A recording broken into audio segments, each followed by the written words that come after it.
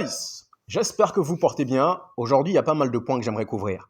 Mais avant de revenir sur le match d'hier, j'aimerais tout d'abord vous faire part de ma frustration. Et pour cela, je vais vous raconter rapidement une toute petite histoire. Vous allez rapidement comprendre où je veux en venir. Alors, vous vous retrouvez au marché, vous tombez sur une magnifique paire de Jordan.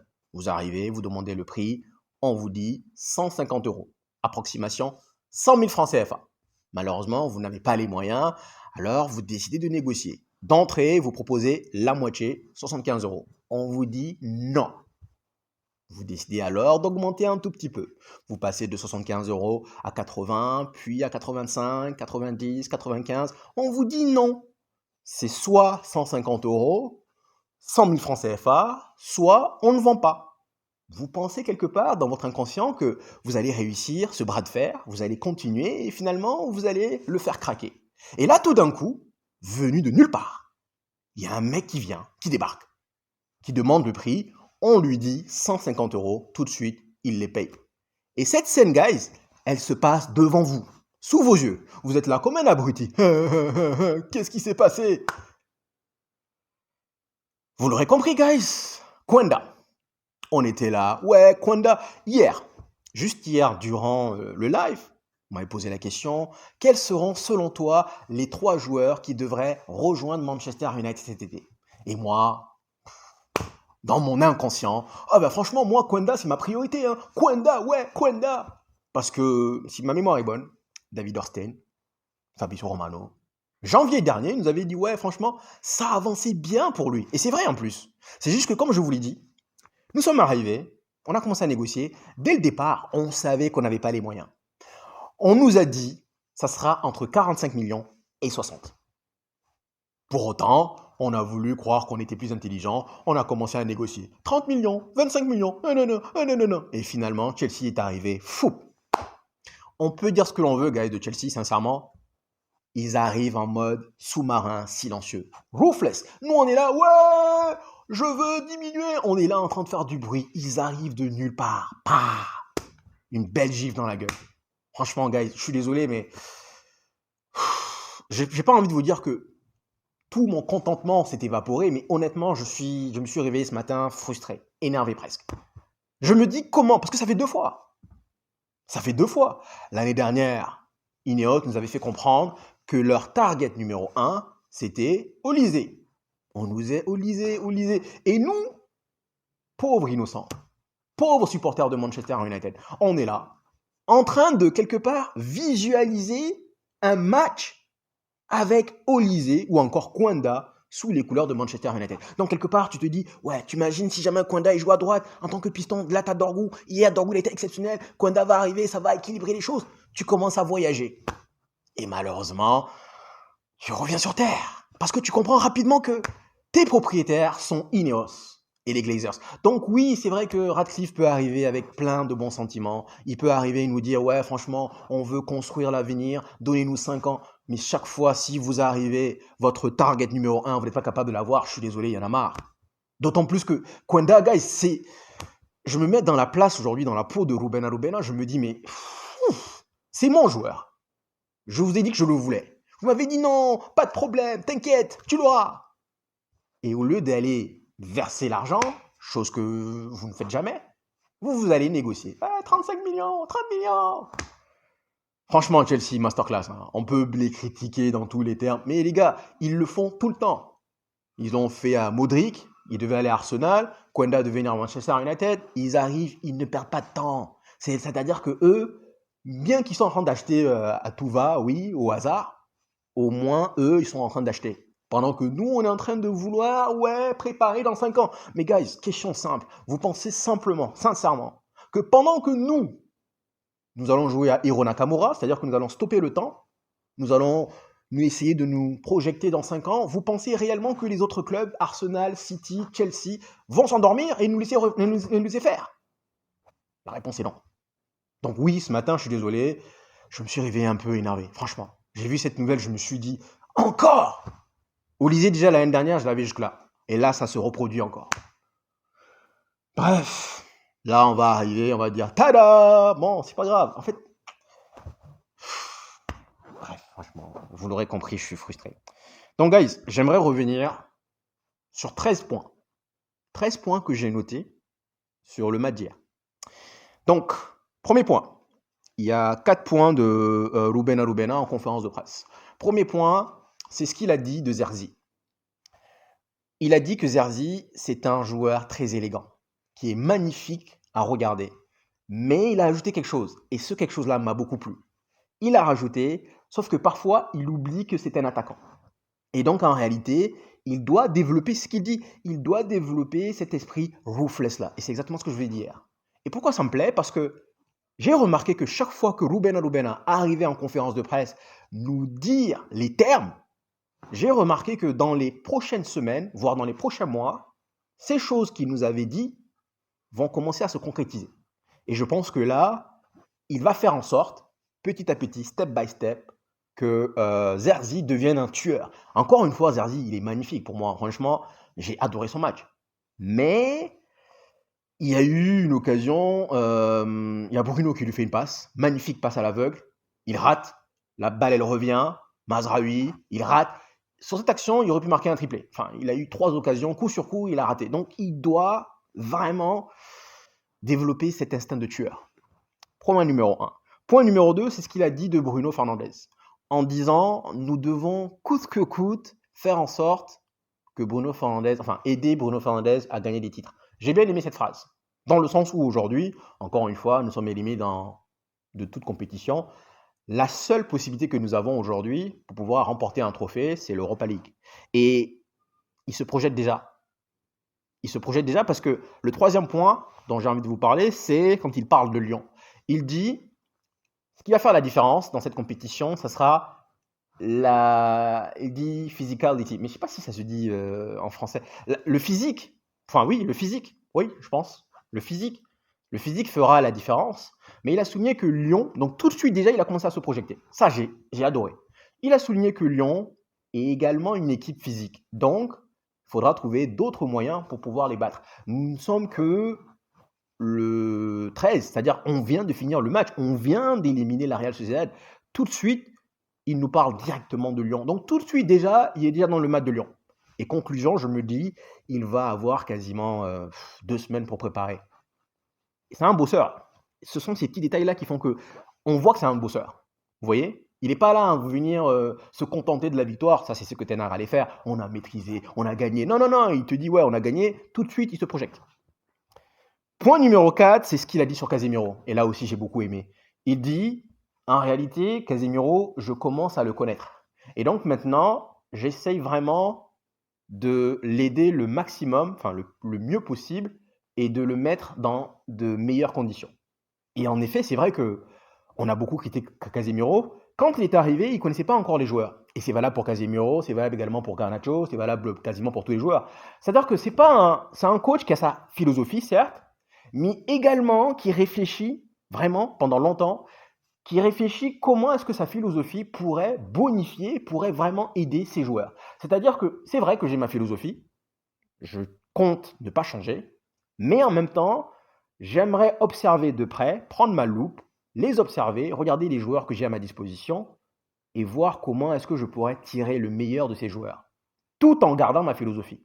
Franchement, masterclass. Moi, j'adore ce coach. Encore une fois, guys, on l'appelle le poète. Chaque point qu'il nous dit, c'est important parce que vous allez vous rendre compte, encore une fois, dans les jours, dans les heures, je dirais même dans les années, que les points qu'il a soulignés à tel instant, ça va se concrétiser. On vient de finir le match contre Everton. Tout de suite, il nous dit, les gars, on a gagné 4-0. Il nous dit, les gars, on va souffrir. Parce que il ne s'attend pas à ce qu'on vienne perdre un match pour venir nous dire, ouais, les gars, franchement, je suis désolé, mais on va souffrir. Non, non, non.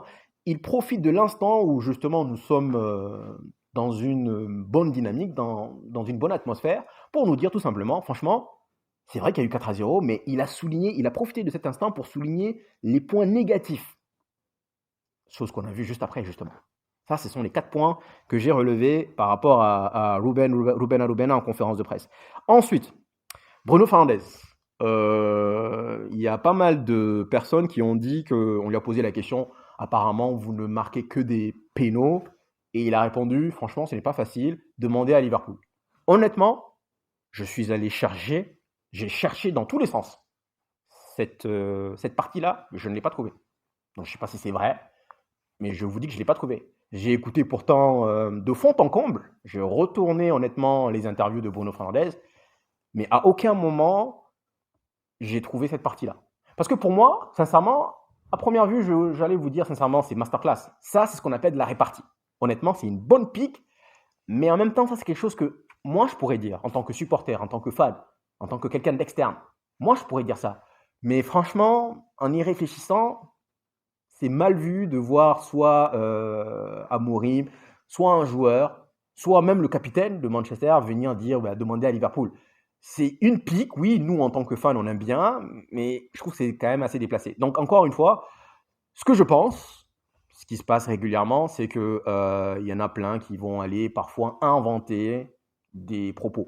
Je ne sais pas, mais en tout cas, franchement, moi, à l'instant T, je ne l'ai pas entendu le dire. Pourtant, j'ai écouté quasiment toutes ses conférences. Donc ça, c'est par rapport au point sur Liverpool. Ensuite, il y a un point que j'ai aimé également. Donc ensuite, il a laissé les caméras officielles. Donc il est parti vraiment parler avec United Stand, United View, donc les fans de United, les chaînes YouTube que je regarde quasiment tous les jours. Et là, ils lui ont posé la question justement par rapport au cas Roy Keane. Et franchement, j'ai beau le critiquer, je trouve que sa réponse, elle est masterclass parce que il a répondu simplement je respecte Roy Keane et que au final, tout le monde peut avoir sa philosophie, tout le monde peut avoir sa vision. C'est pas un problème pour moi. Moi, ce que je dois faire, c'est continuer à bosser, continuer vraiment à tirer le meilleur de moi-même et vraiment aller chercher des trophées. C'est-à-dire qu'il aurait pu rentrer dans la polémique. Ouais, je montrais à Roy Keane que franchement. Et honnêtement, j'ai aimé. Je trouve que sa réponse, mine de rien, elle est purement mature. Franchement, elle est mature. Il vient, il dit bon, écoute, j'écoutais, je respecte Roy Keane. En gros, tout le monde a son opinion, guys. Donc, même moi, j'ai mon opinion. Même quand je décide de le critiquer, vous n'aimez pas. Mais voilà, il dit. Le concerné lui-même, il le dit. Tout le monde a son opinion. Et je respecte l'opinion de chacun. Moi, ce que je dois faire, c'est de me concentrer sur moi-même et continuer à bosser. Honnêtement, j'ai envie d'applaudir. Ensuite, on a posé une autre question en lui demandant est-ce que tu penses que tu es quelque part, parce que tu es le capitaine, tu es meilleur, enfin, tu dois être dans de meilleures conditions que les autres. Il a dit non. Franchement, pour moi, peu importe le nombre de buts, peu importe les passes que j'effectue, nous sommes tous égaux. Nous voulons tous la même chose pour retrouver les sensations donc, de ce club, pour redorer le blason de ce club. Donc, ce sont des commentaires que j'apprécie énormément, et c'est pas la première fois. Hein. Franchement, Bruno Fernandes, je trouve que c'est quelqu'un de très très humble, et honnêtement, qui n'est pas là en mode genre ouais, t'as vu ce que je sais faire. Franchement, je tenais à souligner et je tenais à saluer ça. Ensuite, on lui a posé la question, donc ça c'est mon 7e point. On lui a posé la question également sur le cas Højlund et il a répondu encore une fois, franchement, en tant qu'attaquant, ce qu'on lui demande c'est de marquer des buts, c'est vrai. Mais il faut regarder, il faut vous concentrer sur au-delà. Et là, il souligne déjà le penalty, premier penalty, c'est Højlund qui le ramène. Il souligne également son 3e but. Il dit justement, moi, j'arrive à me retrouver quasiment libre. Pourquoi? Parce que justement, Højlund fait le bon appel. Et à l'instant T, c'est vrai que toi, tu te focalises sur l'action entre Garnacho et Bruno Fernandes. Et d'ailleurs, je pense qu'il y a quelqu'un qui l'avait mentionné en commentaire dans la précédente vidéo. C'est que Garnacho est arrivé, il a levé la tête, il a senti que Højlund était peut-être hors jeu, et là, il a décidé. Ça s'est fait en infraction de seconde. C'était magnifique. Mais encore une fois, j'ai aimé le fait que Bruno Fernandes vienne en tant que capitaine, souligner le fait que justement, Højlund lui a permis d'aller marquer ce but. Et donc, c'est l'appel de Højlund. C'est pourquoi moi, d'ailleurs, souvent, je parle de Van de Beek, je parle également de Mason Mount. Ces joueurs-là sont des gens qui sont excellents. Les deux là sont vraiment excellents quand ils n'ont pas le ballon.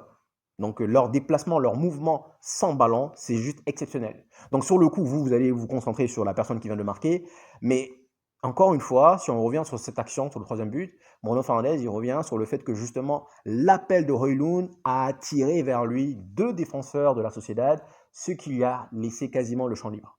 Donc honnêtement, j'ai bien aimé franchement les interviews de Bruno Fernandes. Donc point numéro 7. Point numéro 8, j'aimerais revenir maintenant sur 4 actions dans le match. 4 actions dans le match que j'ai oublié de mentionner dans la précédente vidéo.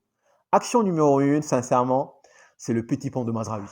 Oh, quelle classe! En fait, c'est pas que le petit pont, c'est d'abord double contact, je l'élimine un premier défenseur, petit pont, et je finis avec un centre. Le centre, est-ce que vous avez vu la courbe du centre? Le centre est juste magnifique. C'est un centre en réalité, tu ne sais pas à quoi t'attendre parce que c'est un centre qui fuit, qui va vers les cages et qui revient. C'est magnifique. Et normalement, encore une fois, je reviens à cette action. Zerzi doit la mettre au fond. Ça, c'est ce qui manque à Zerzi. Donc honnêtement, sur cette action, j'ai oublié de la commenter hier. Masterclass. Action numéro 2, il y a un geste technique que Højlund fait souvent, je ne sais pas si vous avez remarqué, c'est quand il arrive, il a déjà fait ça l'année dernière contre Galatasaray, il l'a fait également contre Aston Villa. Il y a un geste où tu as l'impression, je ne sais pas comment je vais vous l'expliquer, tu as l'impression où il fait reculer la balle pour la pousser en arrière. Enfin, voilà, j'espère, j'aimerais pouvoir vous le montrer, mais si je vous le montre, on va me ban. Alors, mais prochainement, il le fait souvent, et hier, il l'a fait 2 fois. D'ailleurs, je vous invite simplement à aller revoir le but de Dalot. Sur l'action-là, il le fait. Genre, il pousse la balle, enfin, il ramène la balle en arrière, il la contourne, et puis ça lui permet d'aller encore plus vite. Et ça, c'est un geste technique qu'il réalise souvent, c'est un geste technique qui lui permet vraiment d'éliminer son adversaire. Ça lui permet de prendre l'élan et beaucoup de vitesse. Donc honnêtement, c'est un geste technique que je vois souvent. Et on critique, mais c'est un geste technique qu'il fait. Et c'est un geste technique qui lui est propre. Et honnêtement, chaque fois qu'il le fait, je me dis magnifique. Je ne sais pas si vous voyez, mais allez voir le but de Dalot, vous allez comprendre. Ensuite, point numéro, donc là je l'ai dit 8, 9, point numéro 10, c'est donc l'action, vous voyez l'action où Dalot perd le ballon. Dalot, le ballon est sur le point de sortir, et ça, c'est quelque chose qui m'énerve. C'est quelque chose qui m'agace, sincèrement. Pour moi, plutôt que de laisser la balle sortir en touche et puis reprendre le ballon, jouer les 6 mètres, non, il y a peut-être un moyen de jouer un contre rapidement. Il est là, il veut couvrir, et là, il perd le ballon, mais magnifiquement. Franchement, sur le coup, en tant que supporter de la Sociedad, je me dis magnifique. Parce que de la manière dont il la perd, moi, en tant que supporter de Manchester United, je me dis LOL, espèce de... Mais, franchement, il la perd, mais tellement bêtement. Mais c'est pas ça qui m'intéresse. Ce qui m'intéresse derrière, c'est le fait que Casemiro vienne couvrir. Mais ce qui m'intéresse le plus, c'est le regard. Est-ce que vous avez vu le regard qu'il a lancé à Casemiro, à Dalot? Il lui a lancé un de ses regards, genre, mais tu fais quoi là? Genre, un regard de boss. Ça, c'est le regard de genre, quand je sais que je suis en train de bien jouer, je suis là, je suis dans mon élément, aujourd'hui, personne ne parle. Ça, c'est des regards où tu peux te permettre qu'aujourd'hui... Parce que quand tu es nul, quand toi-même tu es un tocard, quand toi-même tu es un tinkwinky, qui va jamais te permettre de lancer un tel regard. Tu te permets de lancer un tel regard parce que tu sais dans ton inconscient, dans ton subconscient, tu sais que tu es en train de réaliser une masterclass. Et le regard là, guys, j'ai bien aimé. Il a déjà fait l'année dernière, je crois, c'était contre qui? Il y a eu une action, je crois que c'était Southampton, et je crois qu'il y a quelqu'un qui se loupe, il arrive, il couvre, et là, juste derrière, il arrive. Il y a 2 choses que Casemiro fait souvent, c'est soit le regard là, soit quand il fait une action de masterclass et qu'il est juste devant le public, il arrive, il te fait « ouais ». Et ça, on aime, tu vois, on aime. Ensuite, et ça pour moi, c'est l'action masterclass du match, c'est le fait que Dorgu aille voir l'arbitre en lui disant qu'il n'y a pas péno. On lui a posé la question d'ailleurs à Rubena, qu'est-ce que tu en penses? Il dit bien évidemment, ça dépend du contexte. Si nous étions en train de perdre, j'allais peut-être pas voir cela du même œil. Si nous étions en train de perdre ou si nous avons besoin de marquer, mais ça, moi, je salue tous les jours, sincèrement. Vous savez pourquoi? J'ai même l'impression que le deuxième péno, pour moi, il n'y a pas faute.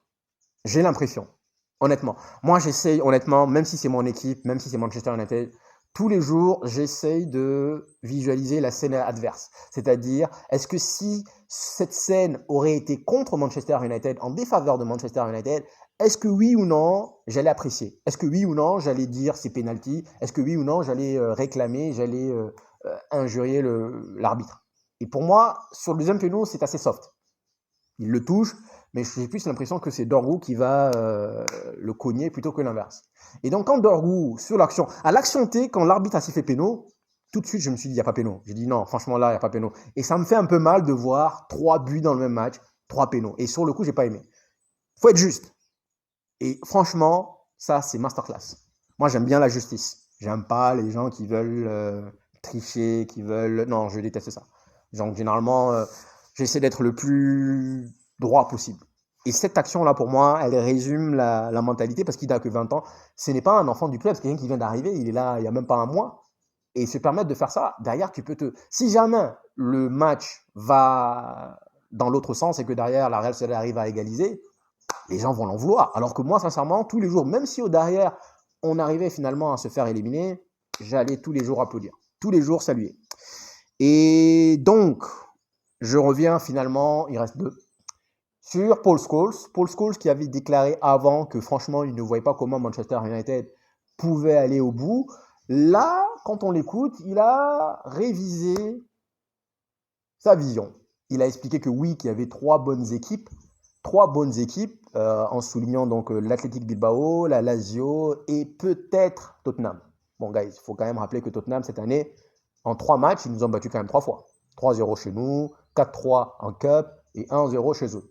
Donc, si jamais on tombe sur eux, bien évidemment, on espère quand même qu'on va les battre. Donc, il a révisé son jugement en disant que finalement, d'après ce qu'il a vu aujourd'hui, et ce que je vous ai dit également, c'est que d'après ce qu'il a vu aujourd'hui, finalement, il a un peu d'espoir. Il pense que dans leur jour, dans leur grand jour, Manchester United peut battre n'importe qui. Ce qui m'amène pour finir donc au 13e point. La finale, c'est Bilbao, guys. Ça, c'est un point que j'avais oublié de mentionner. Et bon, enfin, juste parce que j'avais occulté ça. La finale va se jouer à Bilbao. Donc forcément, Bilbao va jouer avec un surplus de motivation. Bilbao, pour moi, c'est l'adversaire. Ce sera le match le plus difficile. Maintenant, petite parenthèse rapidement, j'ai un ami d'enfance. On était ensemble à l'école, on a grandi ensemble quasiment. Donc c'est un fan incontesté de Lyon, il s'appelle Jean-Michel. Et il vient souvent dans les lives, vous voyez, il met Manchester City juste pour essayer de créer la zizanie. Mais il est fan de Lyon. Et il n'a pas apprécié du fait que je lui dise que moi je pense qu'on va passer. En disant que oui, il faudrait peut-être aller observer l'adversaire d'abord. Bon, normal, je comprends. S'il venait nous dire, sans connaître le jeu de Manchester, en nous disant qu'on va vous taper, je peux comprendre bien évidemment son positionnement là-dessus. Mais, on va revenir, guys, je pense.